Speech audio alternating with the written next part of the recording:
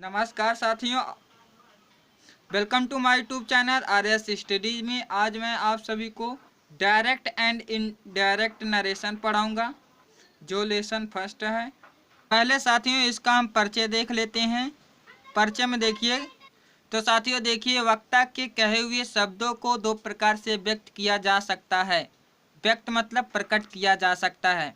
तो पहला पॉइंट देखिए, पहला कहा गया हम वक्ता के शब्दों को ज्यों का त्यों कह सकते हैं।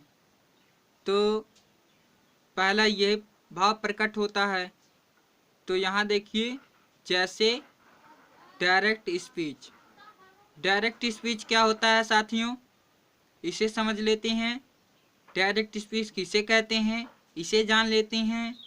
तो कहा गया जिस वाक्य में वक्ता के कथन को ज्यों का त्यों कहकर उसका भाव प्रकट किया जाता है या गया हो, तो उसे डायरेक्ट स्पीच या डायरेक्ट नरेशन कहते हैं।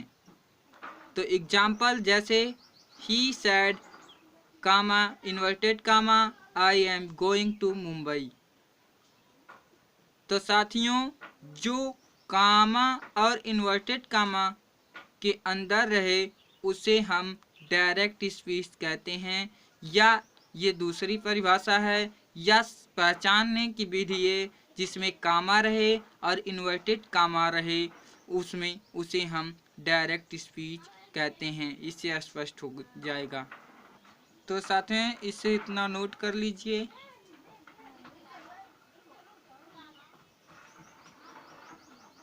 या स्क्रीनशॉट ले लीजिए। तो दूसरा साथियों देखते हैं भाव क्या प्रकट होता है। तो साथियों दूसरा देखिए भाव क्या प्रकट होता है। दूसरा भाव है कि हम वक्ता के कहे हुए कथन का सारांश सब्सटेंस प्रकट करते हैं। सारांश को इंग्लिश में कहते हैं सब्सटेंस।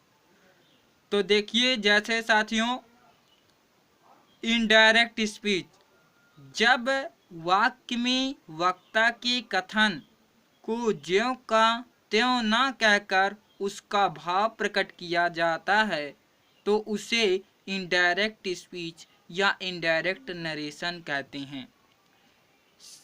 सिंपल पहचान करने की अगर बात कही जाए, इनडायरेक्ट स्पीच कैसे जानेंगे कि ये इनडायरेक्ट स्पीच है, जिस वाक्य में इन्वर्टेड कामा और कामा ना रहे उसे इनडायरेक्ट स्पीच कहते हैं। ये तो पहचान है इसकी। ऐसे ही बता सकते हैं आप किसी को, जिस वाक्य में कामा और इन्वर्टेड कामा ना रहे उसे इनडायरेक्ट स्पीच कहते हैं। यहाँ देखिए जैसे एग्जाम्पल में है, यहाँ ना तो इन्वर्टेड कामा है और ना ही कामा है, तो ये इनडायरेक्ट स्पीच है।